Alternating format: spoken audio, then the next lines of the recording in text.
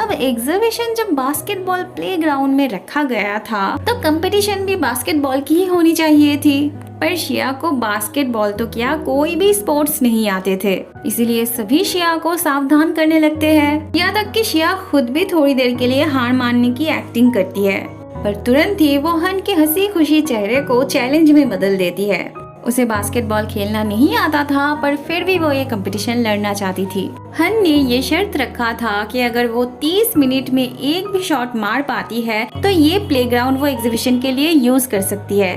अब जिसे बास्केटबॉल खेलना ही नहीं आता हो, वो 30 मिनट में एक शॉट कैसे मार पाता। हन उसे बहुत इजीली हरा दे रहा था।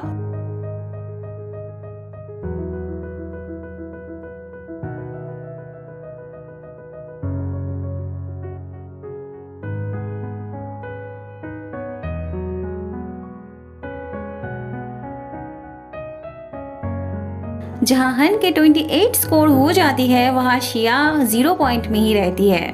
वैसे एक टाइम पे जाके तो ऐसा लगा ही था कि शिया अब गोल मार ही देगी, पर वो बॉल जाके सर के सर पे लगती है।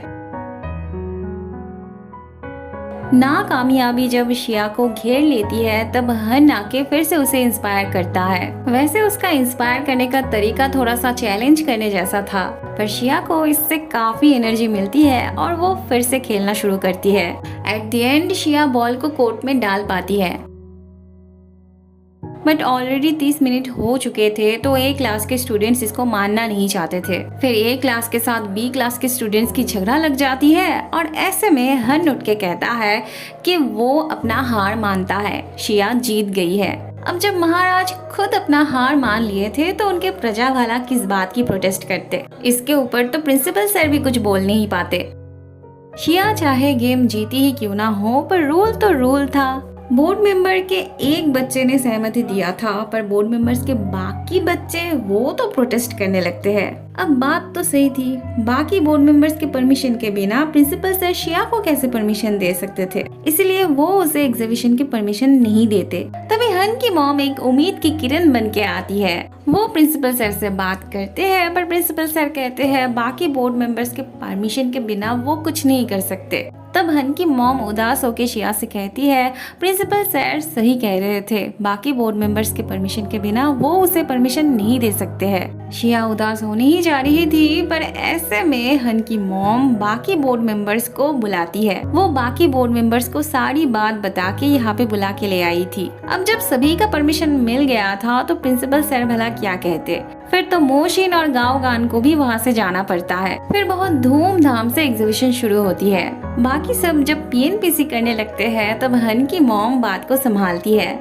रात में हन को उसके कमरे के बाहर ये मिलती है। शिया उसे थैंक यू के तौर पे ये दे गई होती है। अगले दिन मेंग बहुत बेचैन होकर शिया से कहती है, प्रिंसिपल सर ने सर को जॉब से निकाल दिया।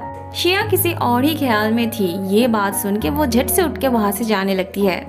जाते वक्त सर की मुलाकात हन से होती है। हन उन्हें एक चेक देता है और उनके पास कोई पेंटिंग बची है या नहीं ये पूछता है।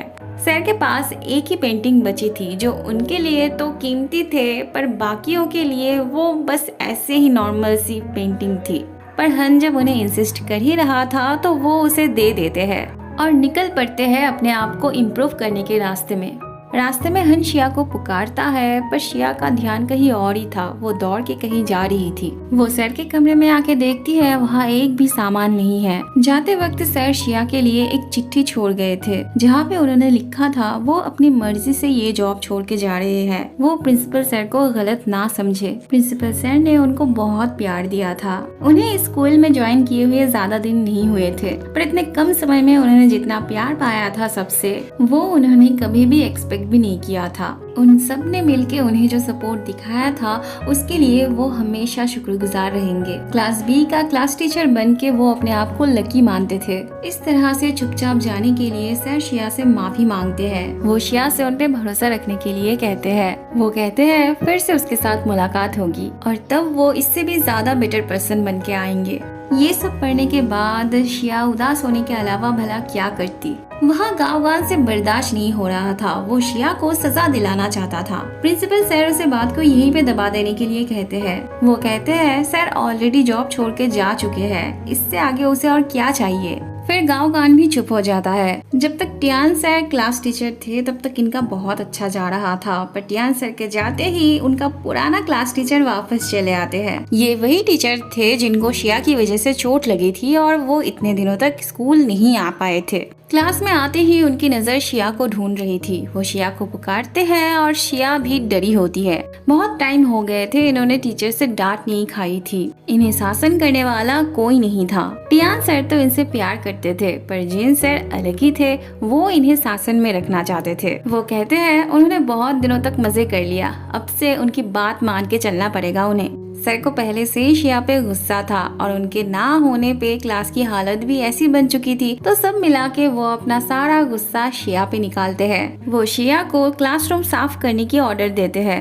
सामने ही हन का बर्थडे था तो लिंग हन से पूछता है कि उसे शिया से क्या गिफ्ट चाहिए। हन लिंग से तो कहता है कि उसे शिया से कोई एक्सपेक्टेशन नहीं है, पर घर पे वो शिया को सुना के अपने बर्थडे के बारे में मैनेजर से बात करता है। पर शिया को कुछ रिएक्ट ना करते देख उसे लगता है कि शिया ने शायद सुना नहीं होगा, इसलिए वो शिया के आसपास जाके और भी ज्यादा चिल्ला के अपने बर्थडे के बारे में बोलने लगता है, जिससे शिया बहुत इरिटेट हो जाती है। हन के इस हरकत से मैनेजर को समझ में आ जाता है कि हन भी चाहता है कि शिया उसके बर्थडे पे आए, पर हन तो इस बात को साफ डिनाई कर देता है। पर मन ही मन हन इतना ज्यादा चाहता था कि शिया उसके बर्थडे पे आए कि वो सैलरी के नाम पे शिया को कुछ पैसे देता है ताकि उन पैसों से शिया उसके लिए कोई गिफ्ट खरीद के लाए। वैसे हन ने पहले ही सैलरी का पैसा नहीं कहा था, इसलिए शिया भी थोड़ा नाटक करते हुए कहती है कहीं इन पैसों के बदले वो उसके साथ कुछ उल्टा सीधा तो नहीं करना चाहता। हन कहता है अगर वो पैसे भी देगी ना तो भी वो उसके साथ कुछ नहीं करने वाला। अब उसने शिया को अपना मेड बना के रखा था तो अपने मेड को सैलरी तो देना ही पड़ता है, पर शिया को इतने पैसे नहीं चाहिए थी। वो थोड़ा पैसे अपने पास रखती है और बाकी पैसे हन को लौटा देती है, पर हन उसे पूरा का पूरा ही रखने के लिए कहता है। पर शिया को ऐसे बेवजह ही उसका पैसा नहीं चाहिए था, तो वो अंदर से कुछ लाने के लिए जाती है ताकि उनके बदले वो उस पैसे को रख सके। पर वापस आके देखती है हन वहाँ पे नहीं था।